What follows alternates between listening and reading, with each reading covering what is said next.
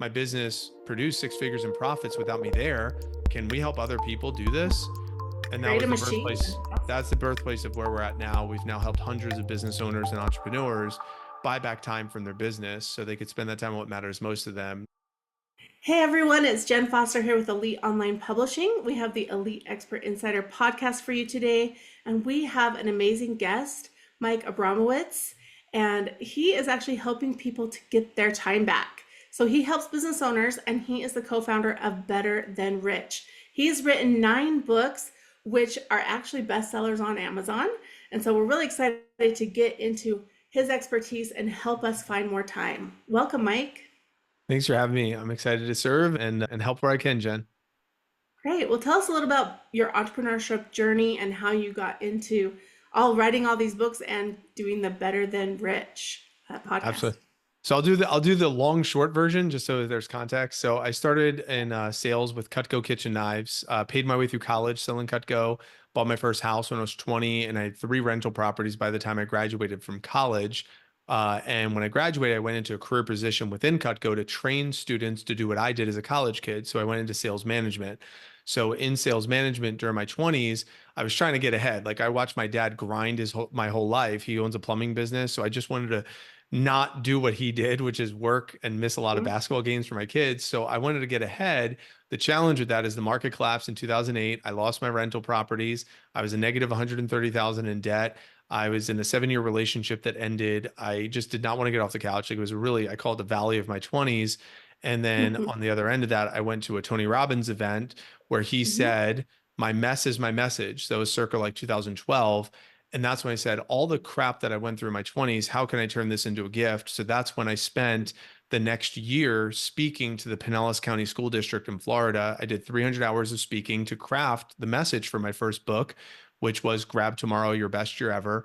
And that did reach #1 on Amazon. And it was really an exciting project and a goal setting workbook and teaching it to the students. Spoke to about 20 or 30,000 students that year. And Wow. from there, on the back end, that turned into 9 books, which also turned into a philanthropy to feed the less fortunate in the Tampa Bay area called PB&J for Tampa Bay, where we fed over 100,000 meals to less fortunate in that area. But when I fell in love and my now wife in 2014, 2015, so by 2016, I was like, I need to find a way to not be doing book signings, doing speaking engagements, running my direct sales business, doing everything I was doing. So I hired a business coach, and that business coach helped me corporatize my small business to kind of free me up and help me get some time freedom. So we installed predictable systems, offshore virtual assistants, using some certain automations and technologies. And that took me through to COVID. And when COVID hit, it was all systems go. Like, what? We Yeah. virtualized everything. We absolutely crushed it. We provided 1,000 jobs. We did 2.5 million in sales that year. Like we absolutely did a great job. And the real test came, Jen, when my son was born on New Year's Eve 2020, and he was born at 1 pound 4 ounces. So we were in the Oh, NICU with him wow. for 8.5 months. And during that Mhm. time frame, my business ran without me. And that's when essentially my business ran without me. My wife became a full-time medical mom, leaving her corporate job. And Mm. I had to figure out a way to replace that income. So I called my coach and I said, do you think we could teach people how to do what I did, which is my business produced six figures in profits without me there? Can we help other people do this? And that Create a was the machine. birthplace. That's the birthplace of where we're at now. We've now helped hundreds of business owners and entrepreneurs buy back time from their business so they could spend that time on what matters most to them. Not necessarily to be in a hospital, but if they want to be on vacation without their phone, or if they want to, be able to Mhm. take their kid to a basketball game or do daddy pickup or kid pickup or something like that, right? There's opportunities there. Yeah, I love your journey. We've been to some Tony Robbins conferences and really helped us along our journey as well. And yeah, I can't imagine. I've had some friends that have had babies in the NICU. It's a lot to deal with. And just to be able, a hard thing. So that's great that you had the machine running. So let's dive in and find out like how do we buy back our time? How do we get those assistants and that help and set up that machine so that our company can work and we can turn our phone off for the week if we want to So go on I'll vacation give or so I'll give a months high if we have high to go to the yeah, I'll give a hospital. high overview and then we could go in Okay, any direction. So the high overview, sure. I call it the time rich 6. This is Hmm. essentially taken the last decade plus of what I've installed into my life and business and put it into these 6 steps. So number one is boundaries.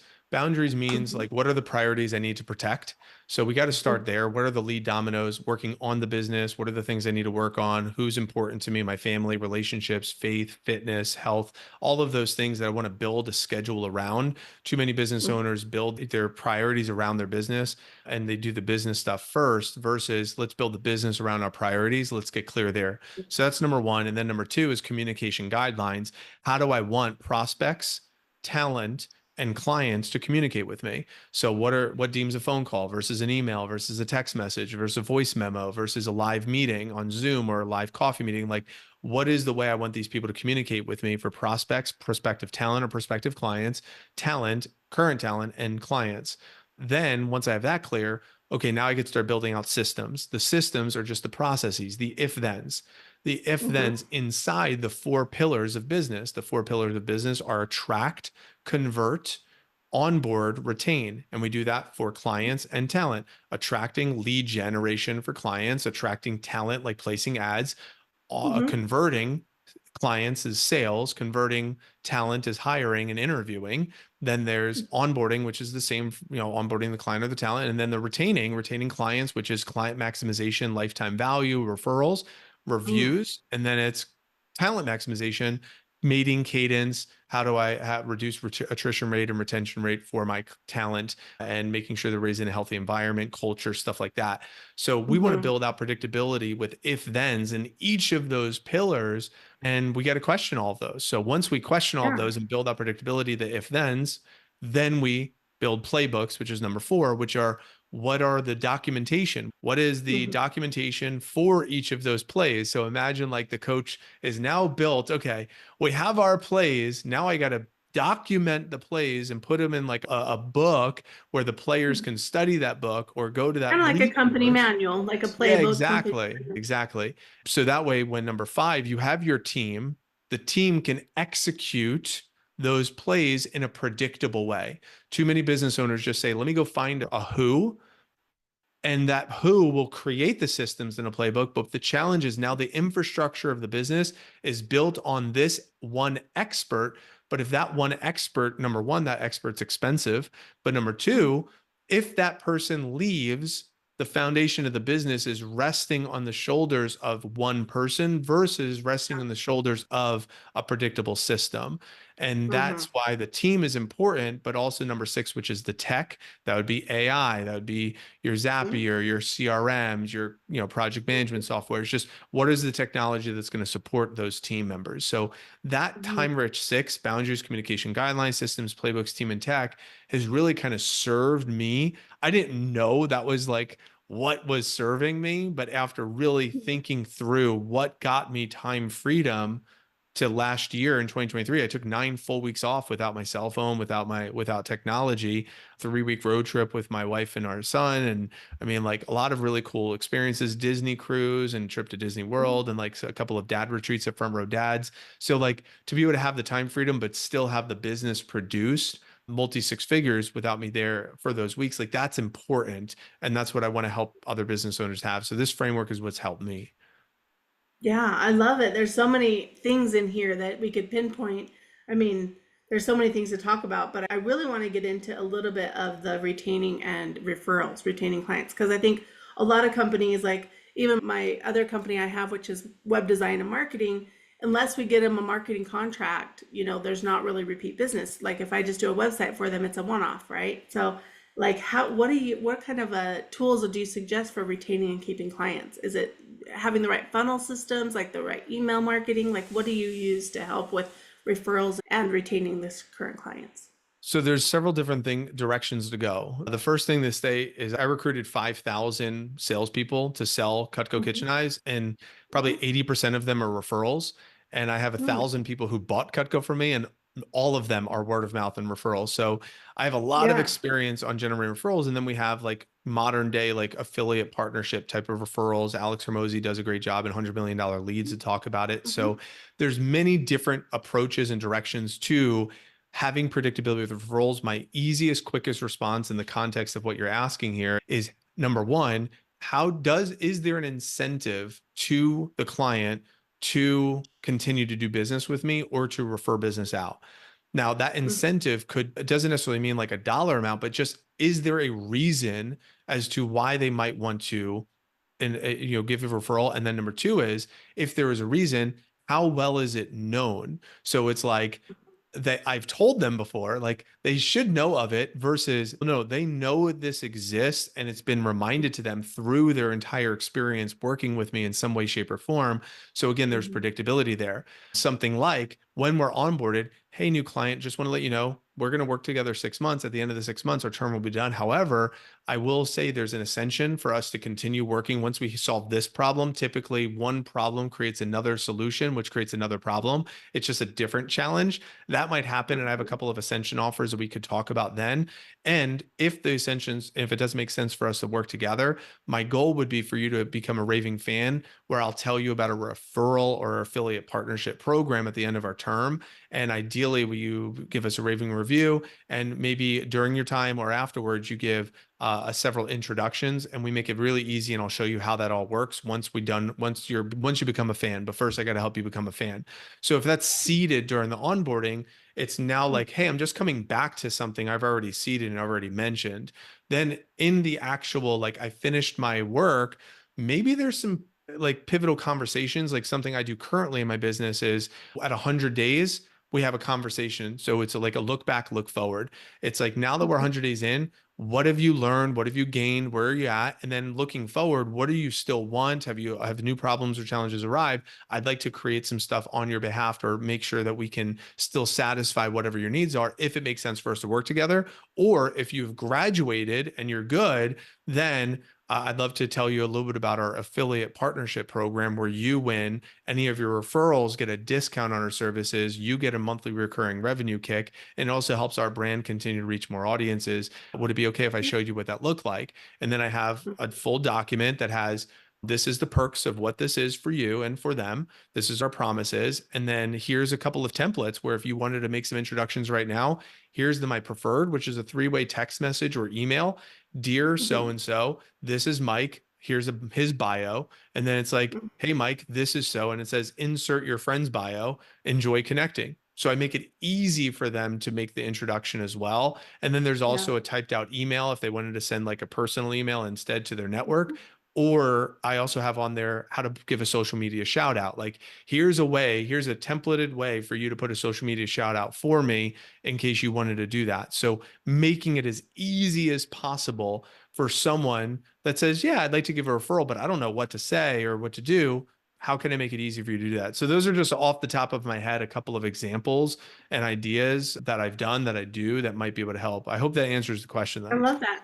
Yeah, I love the look back, look forward, and the onboarding stuff. Like, pretty much you just laid out exactly what any entrepreneur could do to get referrals and to retain their clients. So I really like that. That's awesome. That was really good.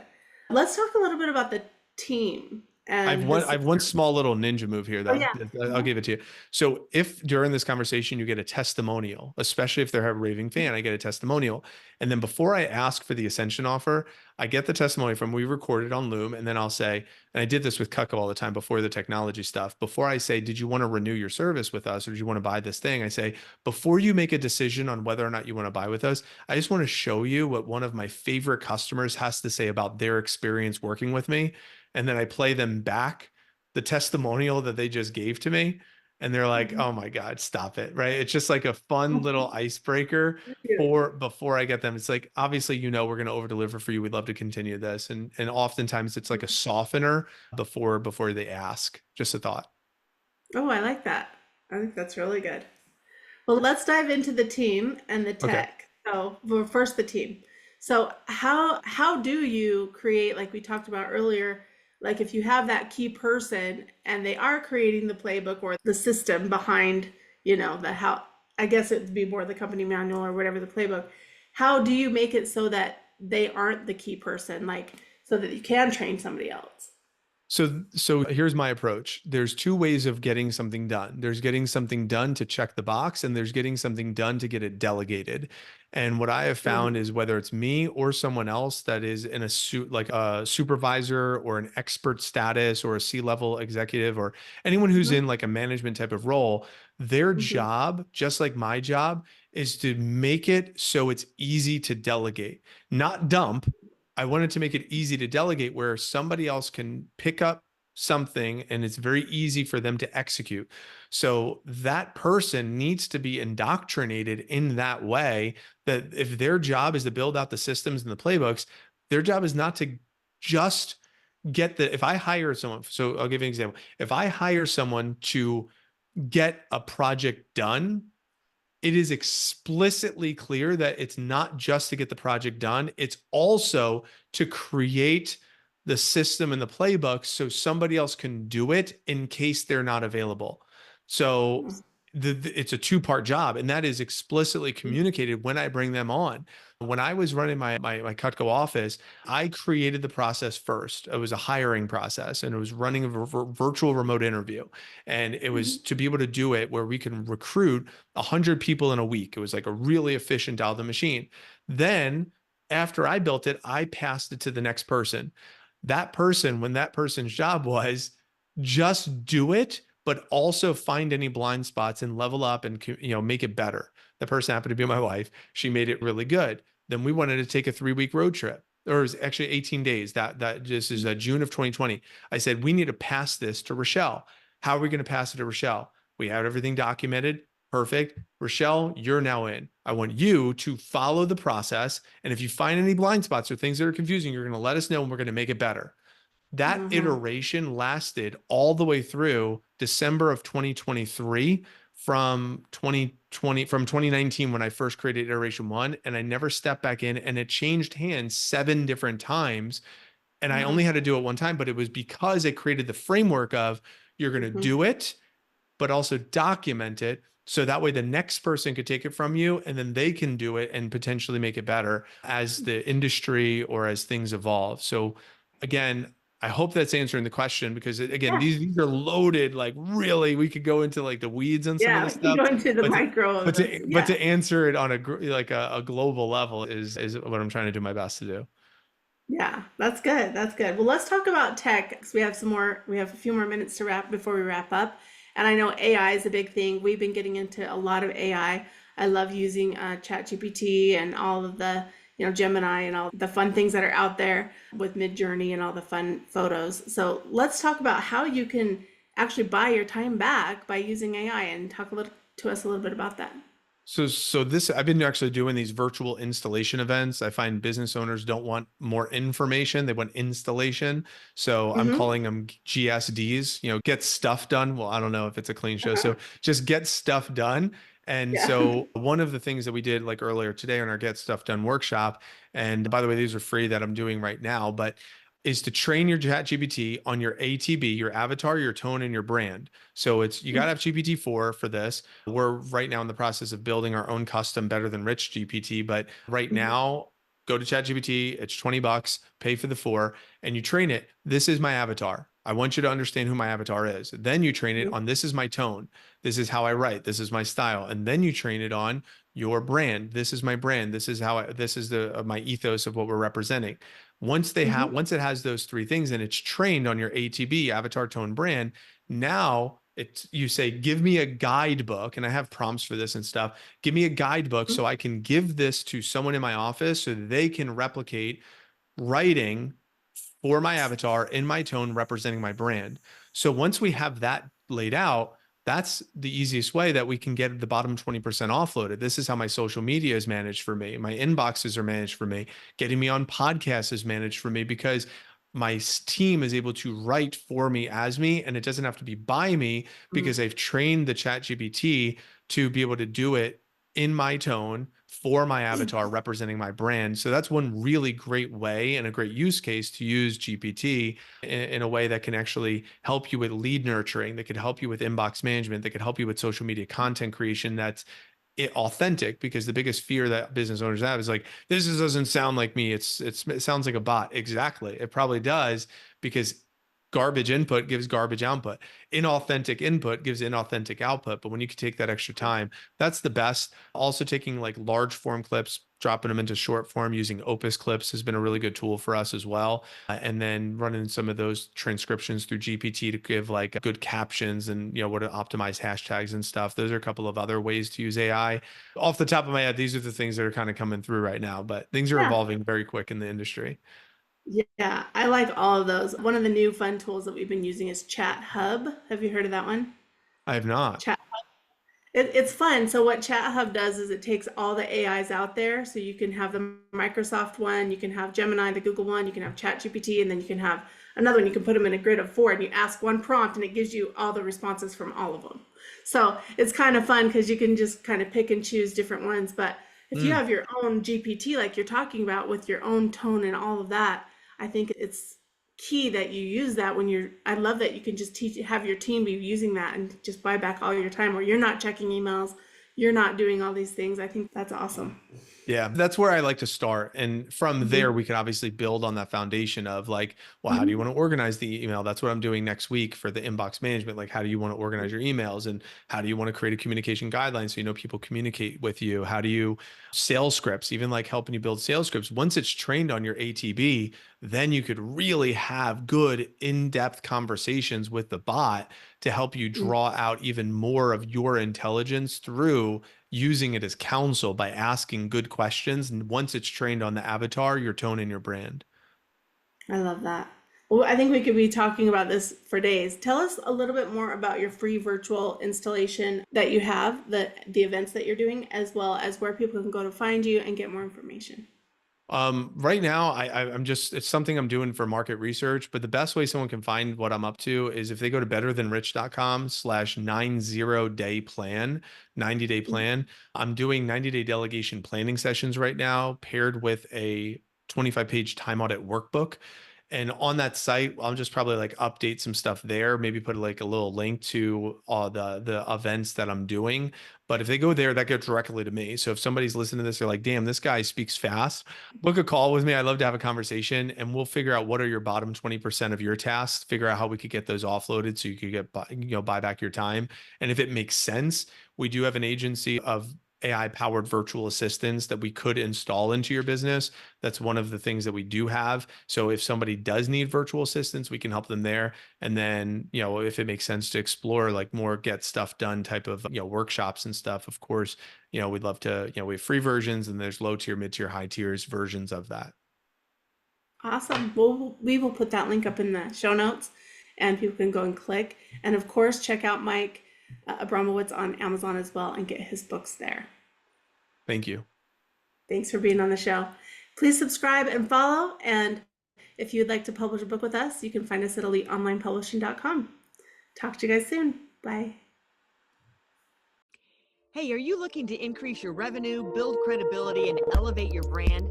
This podcast is brought to you by Elite Online Publishing, an innovative publishing and full spectrum marketing company. They will publish and market your book to make it a #1 bestseller. Becoming an author is the best way to market your business. So contact them at eliteonlinepublishing.com today. All of their authors